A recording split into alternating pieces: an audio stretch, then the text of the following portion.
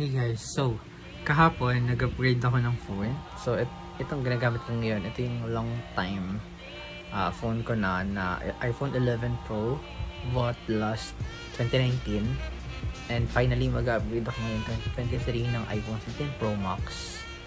And yan, unbox na natin to guys. Actually na-unbox ko na to sa mall, pero pakita ko na lang din. Tanan! Na-unbox ko na kasi to guys. Pero, ito yung item. Ito yung phone, 15 Pro Max. Ang inclusion lang naman niya, as usual, yung Type-C na cable. Tapos, merong SIM ejector dito. Tapos, yung sticker. Tapos, pumili din ako ng case. Kasi, pang matagalan na. 1495. Tapos, yung screen protector. Tapos, actually guys, nahirapan ako maghanap ng natural titanium na kulay dito sa Manila. Pero, nung pauwi ako, napansin ko, merong parang Apple authorized reseller din dito sa may One Ayala sa may Makati. So, tinry ko. Tapos, ayun, ang pangalan ng store nila, DJ Map. And sakto, pagkatanong ka kay ate, may stock sila. And then, ayun, kumuha na ako ng 15 Pro Max na natural titanium. Ewan ko, ito talaga yung trip kong kulay eh. Pero kung hindi ito, white. Kasi itong 11 Pro ko, white siya. And mas feel ko talaga yung Apple product pag white or basta light. Ayoko ng dark. And dito ka siya binili sa DJ Map. Yan.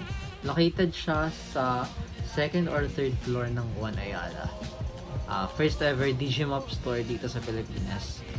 An authorized Apple reseller.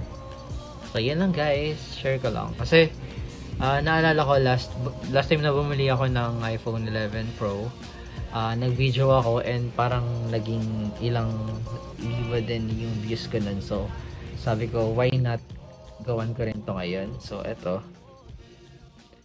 na yung pinakang surface niya. Facebook pa lang nada-download ko. Hindi ko pa rin siya masyado nagamit. And first time ko lang din ma-experience yung may dynamic island. So, yun lang naman.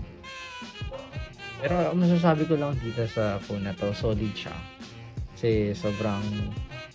Actually, parang kasing bigat niya lang tong 11 Pro na ginagamit ko. Kasi yung pagka-titanium niya, yun yung nagbigay sa kanya ng lightweight. Kasi yan, pinalagyan ko na din siya ng lens protector, tapos ito yung case, and then screen protector. So, yun. Isa pong kagandahan sa DJ Map, guys. Sorry, hindi ito sponsored ha, pero DJ Map, baka naman. Isa pang kagandahan doon, yung mga cases nila and screen protectors nila. Medyo, kumbaga, compare sa ibang reseller ng Apple, mas, para sa akin, mas affordable. Kasi, may mga OnePlus lang doon, hindi ka guys sa ibang mall na may mga 5K. So yun, marami kayo mapipili, same price lang din naman yung SRP niya. Yun. So yeah, share ko lang. Yan lang guys, share ko lang. Thank you.